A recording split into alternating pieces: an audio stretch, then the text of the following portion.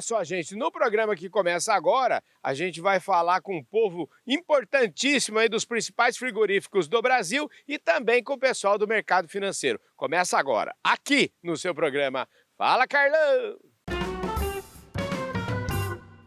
Eu queria saber um pouquinho do João hoje como produtor rural, e eu acho que eu falo isso não só para falar das suas coisas, mas também para servir como exemplo para os produtores rurais, para que eles também venham para cá, né? Carlão, eu brinco que minha fazenda é uma fartura, né? Farta de tudo. Farta de Farta tudo. de tudo. Não, eu sou um pequeno, talvez um médio produtor, tenho cana-de-açúcar, tenho seringueira, tenho avicultura no Paraná, tenho bovinocultura no Mato Grosso, no Paraná.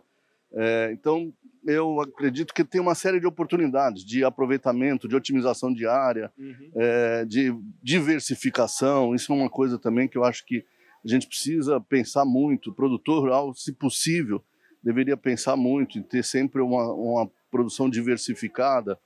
Tudo bem, você tem milho, soja, você tem soja e algodão, ou você tem boi, confinamento, que aproveita resíduo de agricultura. No Paraná, propriedades menores, você tem avinocultura, você tem suinocultura, você tem produção de trigo. Tem tanta coisa, o Brasil tem tantas possibilidades.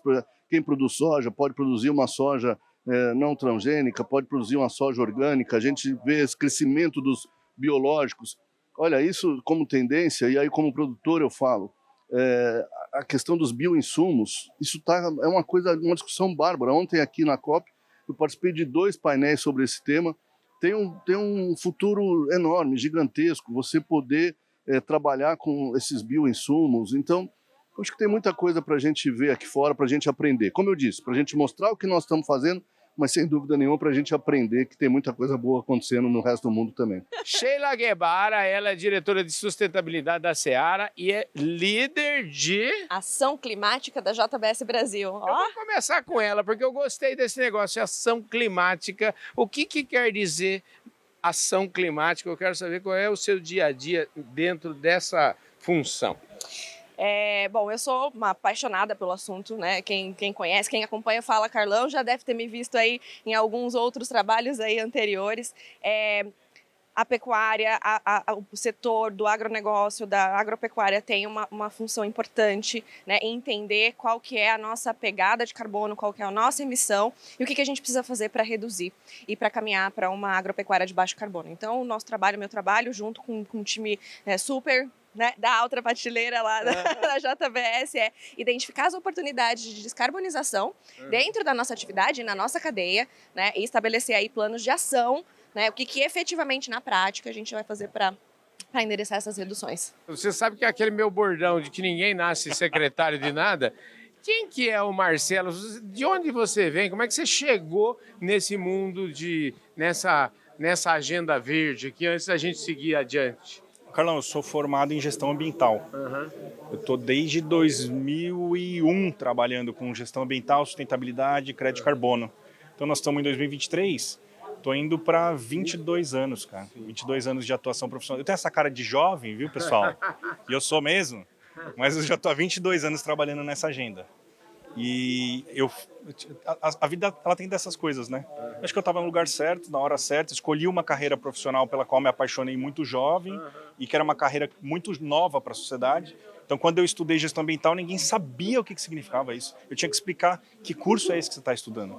Então, como eu estou 22 anos trabalhando com isso, já vi um pouco de tudo, conheço um pouco de tudo desse universo, e até que um certo momento a vida, com os seus maravilhosos caminhos, né, acabou me trazendo um convite para trabalhar no governo, né, pelo meu aspecto técnico mesmo, né? Eu tive um convite para vir trabalhar com uma performance técnica no governo e tive muita liberdade e para poder trabalhar tecnicamente e muita blindagem também para poder trabalhar tecnicamente. Então, aquele trabalho que você acompanhou, que eu fui desenvolvendo nos últimos anos, né, a gente conseguiu ter sucesso na COP de Glasgow, lá COP 26. O Brasil foi protagonista completo e absoluto para que a gente concluísse o caderno de regras do artigo 6. Que o artigo 6, para quem não sabe, é o mercado internacional, é as regras globais, por consenso, do mercado internacional de carbono. Estava há muitos anos parado, né? E o Brasil, junto com a delegação do ministro Joaquim, que era o chefe da delegação, né? A gente articulou muito antes da COP. Nós fizemos mais de 65 reuniões antes da COP, com 65 países, para já chegar na COP com o jogo bem melhor combinado, com as coisas bem melhores azeitadas. Daí sim foi possível ter sucesso. E até interessante você ver que quando houve o acordo em 2020, na COP26, a capa da BBC Internacional era uma foto minha com o ministro Joaquim e o diplomata-chefe se abraçando e vibrando. Legal. Porque a comunidade internacional falou, o Brasil está vibrando muito, porque todo mundo sabia que essa conquista foi uma conquista que o Brasil trabalhou muito por ela e que o Brasil capitaneou, né? Aqui do meu lado agora é o João Adrien.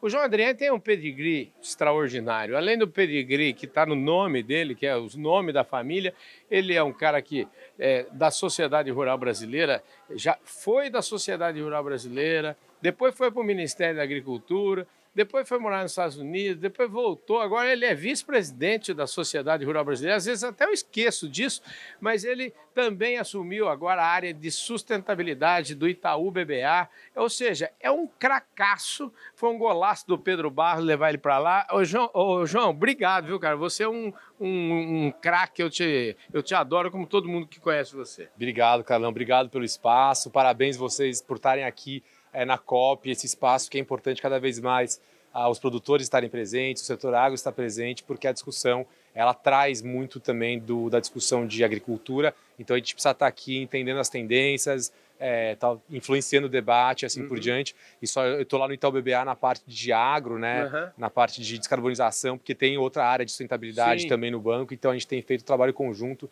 para garantir sempre a liderança do setor nesse assunto. Ô João, a gente estava aqui vamos dizer, numa mesa, né, num sofá redondo aqui, né, onde tinham players de vários segmentos, tinha o governo, tinha frigorífico, e você foi enfático, né, porque você deu vamos dizer assim, uma cobrada também, né? Porque não é só... Assim, o produtor, no fim, acaba todo mundo, é o produtor que tem que fazer isso, o produtor que tem que fazer aquilo, o produtor isso, o produtor aquilo. O governo, qual é a parte que cabe ao governo? Qual é a parte que cabe a esses outros elos para, vamos dizer assim, impulsionar esse negócio? Eu acho que nessa discussão de transparência, né, ela é uma estratégia que ela precisa do governo e do setor privado, né? O governo precisa garantir as condições mínimas, né, de regularidade ambiental, analisando o cadastro ambiental rural, fazendo a regularização fundiária, cruzando dados estratégicos para demonstrar o compliance dos produtores, e o setor privado precisa estimular esse processo, né? O Itaú BBA, o setor financeiro tem feito vários avanços nisso, inclusive o Itaú BBA desenvolveu várias linhas de financiamento com incentivo de taxa para que os produtores adotem, né, essas linhas que vão ajudar a gente a ser cada vez mais sustentável. E uma discussão que nós tivemos hoje aqui presente, né, a JBS fez, né, um posicionamento muito bem feito de como o JBS está ajudando o produtor com seus escritórios regionais, né, ajudando o produtor a se regularizar. Então, eu acho que nós precisamos de uma abordagem muito conjunta, né, o setor privado ajudando os produtores rurais e o Estado também garantindo que as políticas que estão hoje vigentes, que já são muitas, né? A gente, né, Carlão, a gente tem muita política boa. Código Florestal, Plano ABC e assim por diante, só que o desafio é implantar elas, né? Então, eu acho que o Estado precisa garantir esse trabalho. Estava aqui presente, né, o Ministério da Agricultura e o Ministério do Meio Ambiente. Então, é muito bom, né, esses ambientes. Eu até conversei com o Raoni aqui, falei para ele que é muito legal. Eu adorei ver ele do lado da Renata ali sentado, os dois juntos. É bom, porque é interessante porque a discussão sobre agricultura sustentável, né, Carlão, ele é um assunto que pega muita gente. Ele vai pegar consumidor, produtor, ONG, academia, MMA, MAPA, é diferente de uma discussão de produção agropecuária, que é muito o nosso métier, né? Então é importante a gente estar nesses lugares onde a gente consegue fazer um alinhamento, porque a gente entende também o que pega para cada um e a gente também consegue se posicionar trazendo a visão do setor agropecuário para essa discussão. Então é muito boa essas mesas, assim, né, Cardão? Ô, Liege, uma coisa importante, eu tive ontem falando com o Dr. Ratan Lau, que foi prêmio Nobel aqui, tive uma entrevista longa com ele até, e ele diz o seguinte, ele fez uma apresentação antes, na apresentação dele, ele termina a apresentação dele dizendo assim, no farmers devem ser esquecidos, ou seja, a gente tem que incluir todo mundo, Todo mundo tem que ser incluído. Todo mundo, quando eu falo todo mundo, eu estou falando todo mundo que produz. Eu não estou falando de, até como disse o Fernando Sampaio, todo mundo que queira, né? Todo mundo que quer ficar dentro da lei, obviamente. Então, eu queria saber de você, juntando isso tudo que você está dizendo, e eu vi, você comentou sobre isso, que esse papel é o papel, a inclusão é muito importante, né? Sem dúvida. A gente entendeu desde o início do processo aí de monitorar fornecedores, olhar para os fornecedores que têm desmatamento ilegal, que o caminho não é só de excluir.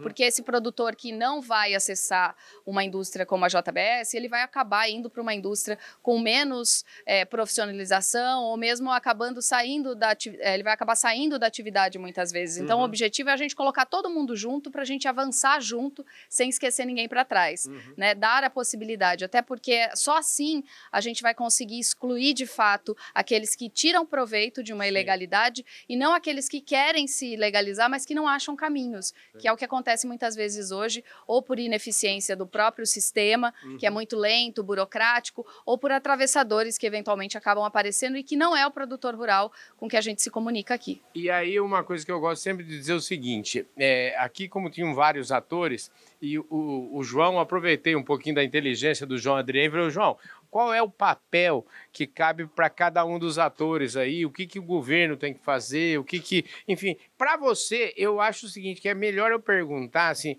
o que vocês estão fazendo, né, porque a gente sempre apontar o outro é sempre mais fácil. Tem um amigo lá que trabalha comigo e fala assim, arruma um serviço, mas arruma um serviço para você fazer, o que você acha de arrumar um serviço para você fazer? Não me dá muito serviço, não, mas enfim, eu queria que você falasse quais são as ações que a JBS tem feito nesse sentido de inclusão, nesse sentido de trazer mais as pessoas para dentro. Você comentou uma coisa que tem muita gente que diz que a melhor forma de resolver um problema é passando para o outro, né? Mas o que a gente não tem feito é isso. A gente, na verdade, está tentando resolver os nossos problemas e ajudar nos problemas que não são nossos, mas que fazem parte da nossa cadeia. Então, hoje, a gente tem 20 escritórios verdes, das 35 unidades que a gente tem no Brasil, 20 tem um escritório físico para regularização de produtores, sejam eles fornecedores que foram excluídos pela nossa política de compras, ou sejam fornecedores dos nossos fornecedores, que são os famosos fornecedores indiretos aí. Então, qualquer produtor de pecuária do Brasil pode procurar um dos nossos escritórios, se não tiver em uma das plantas próximas, ele também é acessado de forma remota, que a gente vai tanto identificar o problema da fazenda em relação ao compliance socioambiental, Código Florestal, a própria política de compra da JBS, como ajudar a resolver.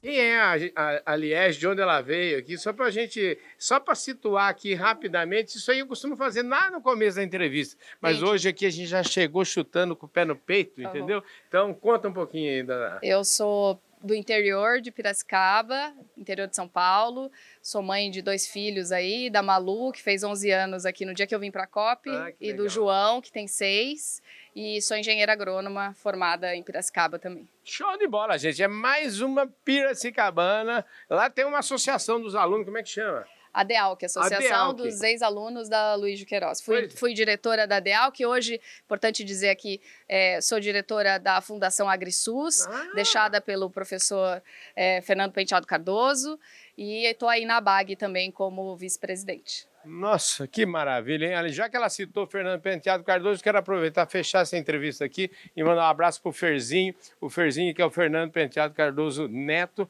já tem o bisneto também, é uma família top de linha, família da prateleira de cima. Um abração para eles, né? Um abraço, com certeza, e agradecer o legado da família Penteado Cardoso aí, que tanto nos orgulha de fazer parte. Com certeza. É isso aí, gente. E agradecer também a Datagro Markets, da família Nastari, a Ubifol, o Grupo Public e a plataforma Agro Revenda por esta jornada na COP28, que está quase no finalzinho. Mas, gente, a qualidade continua lá nas alturas. A gente volta já já.